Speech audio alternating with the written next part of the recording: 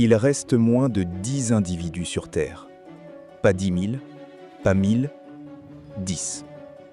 Et pourtant, cet animal existait encore par milliers il y a à peine 50 ans. Aujourd'hui, dans cette vidéo, on va parler des 10 espèces animales les plus proches de disparaître à jamais de notre planète. Certaines, vous les connaissez, d'autres, vous n'en avez probablement jamais entendu parler. Et c'est justement le problème. Mais on ne va pas juste vous balancer une liste triste avec des chiffres qui font peur. À la fin de cette vidéo, vous allez comprendre un truc essentiel. Pourquoi la disparition de ces animaux n'est pas juste triste pour la nature? C'est un problème qui vous concerne directement, où que vous viviez. Accrochez-vous, on commence par le numéro 10. Si ce genre de sujet vous parle, abonnez-vous, ça m'aide énormément à faire vivre la chaîne. C'est parti. On commence en douceur, avec un animal que tout le monde reconnaît entre mille, le panda géant. Longtemps symbole absolu des espèces menacées, le panda a connu une évolution presque unique. En 2016, il a été reclassé par l'UICN de en danger à vulnérable, une victoire rare pour la conservation. Aujourd'hui, on estime qu'il reste environ 1800 pandas à l'état sauvage, principalement dans les montagnes du centre de la Chine, et environ 600 de plus vivent en captivité dans des programmes de reproduction. Le problème, le panda ne mange presque que du bambou, et la déforestation fragmente son habitat en petites poches isolées. Résultat, des populations coupées les unes des autres, incapables de se mélanger génétiquement. C'est une bonne nouvelle fragile, et ça nous apprend un premier truc essentiel, qu'on va retrouver toute la vidéo. Quand on protège l'habitat, les populations peuvent réellement remonter. Le tigre du Bengale, c'est environ 3700 individus dans la nature, principalement en Inde. Ce chiffre peut sembler faible, mais c'est en réalité la population de tigres la plus stable au monde, grâce à un réseau de réserves naturelles indiennes particulièrement bien protégées. Le contraste est brutal avec son cousin, le tigre de Sumatra, qui compte lui moins de 400 individus. Le seul tigre encore présent en Indonésie, après l'extinction totale des tigres de Java et de Bali au XXe siècle. Oui, 2 sous-espèces de tigres ont déjà complètement disparu de la surface de la Terre, en moins de 100 ans. Le tigre est un prédateur clé de voûte. Quand il disparaît, toute la chaîne alimentaire en dessous de lui se déséquilibre. Trop de cerfs, trop de sangliers, des cultures dévastées, des villages qui souffrent. La disparition d'un seul animal peut faire trembler tout un écosystème. L'ours polaire. Entre 22 000 et 31 000 individus actuellement. Sur le papier, ça peut paraître rassurant. La population est globalement stable, pour l'instant. Le vrai danger, c'est la banquise. L'ours polaire chasse les phoques depuis la glace de mer. Sans glace, pas de chasse possible. Et la banquise arctique fond à une vitesse que même les scientifiques les plus pessimistes n'avaient pas anticipée il y a 20 ans. Certains modèles climatiques prévoient que, dans les régions les plus touchées, les populations d'ours polaires pourraient s'effondrer de plus de 2/3 d'ici le milieu du siècle. L'ours polaire, c'est l'exemple parfait d'un animal qui n'est pas menacé par la chasse ou le braconnage, mais par un phénomène qu'on a tous, collectivement, contribué à créer. On y reviendra. Alerte info que quasiment personne ne connaît. La girafe est en déclin de 40% en seulement 30 ans. Il reste environ 117 000 girafes dans toute l'Afrique. Ça peut sembler énorme, mais mettez ça en perspective. Il y a presque 4 fois plus d'éléphants d'Afrique que de girafes aujourd'hui. Et pourtant, personne ne parle jamais de crise de la girafe. Les scientifiques appellent ça la silent extinction, l'extinction silencieuse. Un animal tellement familier, tellement présent dans notre imaginaire collectif depuis l'enfance, qu'on n'imagine même pas qu'il puisse être en danger. Et sur les 9 sous-espèces de girafes qui existent, certaines sont déjà classées en danger critique, avec parfois moins de 500 individus restants. Retenez ce mot, extinction silencieuse. On va le recroiser. Le pangolin. Ce petit mammifère couvert d'écailles, qui se roule en boule comme un artichaut vivant dès qu'il sent un danger. C'est officiellement le mammifère le plus braconné au monde.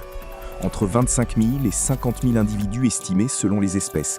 Mais la vérité, c'est qu'on ne sait même plus précisément combien il en reste, tant le trafic est massif.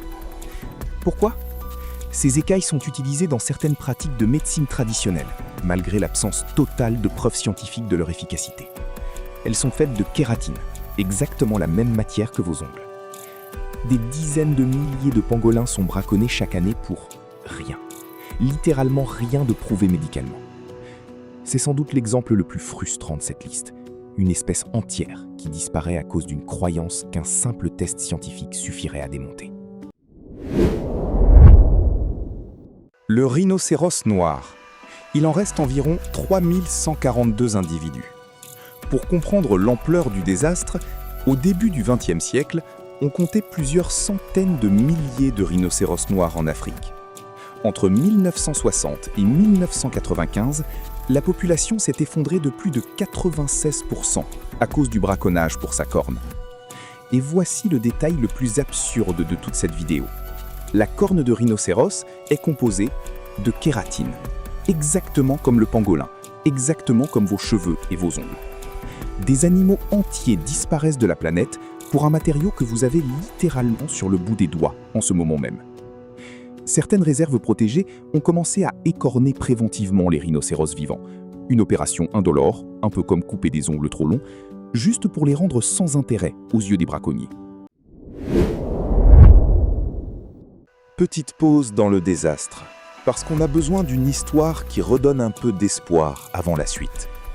En 1987, il ne restait plus que 27 condors de Californie sur toute la planète. 27 individus. Point final. Les scientifiques ont pris une décision radicale. Capturer les tout derniers spécimens sauvages pour les faire reproduire en captivité. En 2024, on comptait 561 condors, dont environ 350 relâchés et vivant à nouveau à l'état sauvage. Ce n'est pas gagné.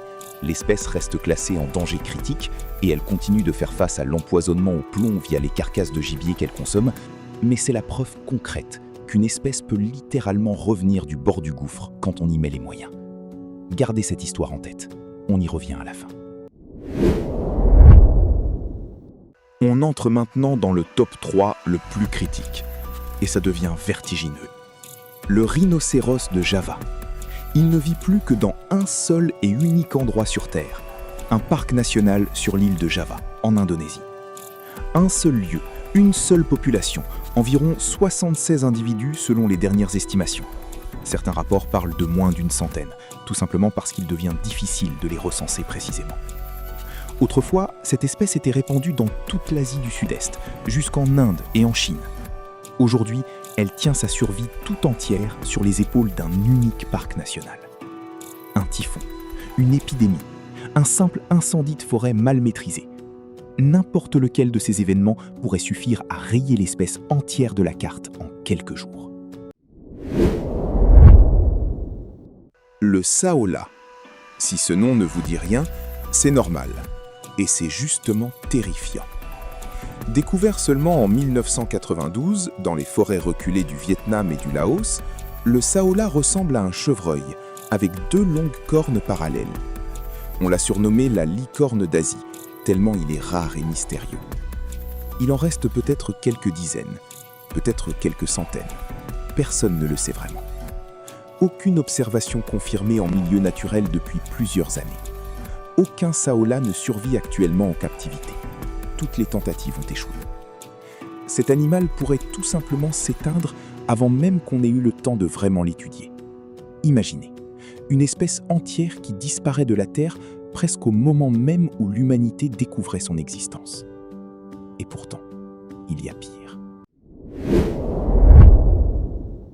Le vaquita, le mammifère marin le plus menacé de toute la planète. Ce petit marsouin, à peine plus grand qu'un être humain, vit uniquement dans le nord du golfe de Californie, au Mexique. Nulle part ailleurs sur Terre. En 1997, on comptait environ 600 vaquitas. Aujourd'hui, moins de 10 individus. Certaines estimations récentes, basées sur des hydrophones sous-marins, ne détectent même plus qu'une poignée de signaux acoustiques distincts dans toute la zone. La cause ? Les filets de pêche illégaux utilisés pour capturer un autre poisson, le totoaba, dont la vessie natatoire se vend une fortune sur le marché noir. Le vaquita se retrouve piégé dans ces filets et se noie. littéralement victime collatérale d'un trafic qui ne le concerne même pas.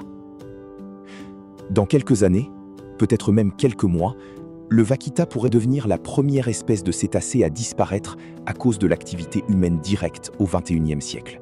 Voilà, vous connaissez maintenant les 10 espèces les plus proches de disparaître de notre planète. L'histoire du condor de Californie le prouve, 27 individus en 1987, plus de 500 aujourd'hui. Ce n'est pas irréversible. Chaque espèce sur cette liste peut encore être sauvée. Mais la fenêtre se referme, année après année. Dites-moi en commentaire, laquelle de ces 10 histoires vous a le plus marqué? Le vaquita, le saola, cette licorne qu'on n'a presque jamais vue, ou le pangolin, braconné pour rien? Si cette vidéo vous a plu, un like m'aide énormément à faire connaître la chaîne. Et un abonnement vous évite de rater la prochaine. Merci d'avoir regardé jusqu'au bout et on se retrouve très vite pour une prochaine vidéo.